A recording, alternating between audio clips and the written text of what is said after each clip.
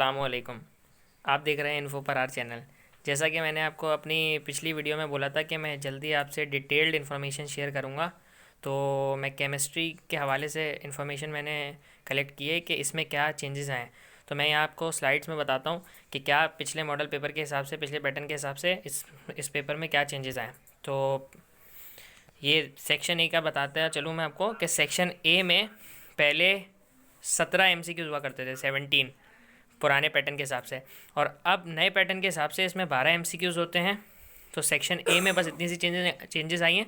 Section B में अगर मैं चलूँ तो सेक्शन बी में 10 क्वेश्चन अटैम्प्ट करने होते थे पहले भी, अभी भी 10 अटैम्प्ट करने होते हैं। बस फ़र्क इतना है कि पहले वो 10 क्वेश्चन 40 नंबर के हुआ करते थे, अब वो 10 क्वेश्चन जो है 30 नंबर के हुआ करते हैं।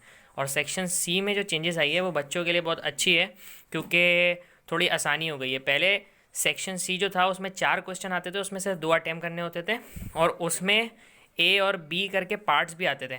तो अगर किसी बच्चे को एक पार्ट आता है, एक नहीं आता, तो उसके लिए मसला हो जाता था। लेकिन अब उसमें पार्ट्स का सिस्टम ख़त्म कर दिया है, 5 सवाल आते हैं और उसमें बस 3 अटैम्प्ट करने होते हैं।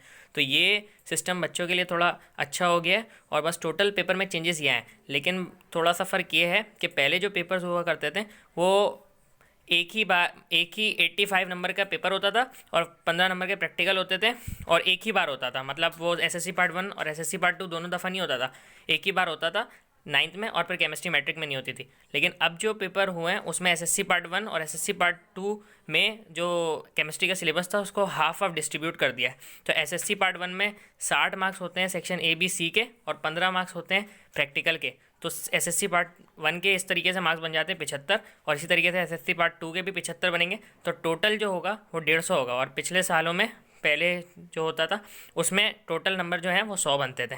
अगर आपको हमारी वीडियो पसंद आई तो लाइक, सब्सक्राइब और शेयर ज़रूर करिएगा।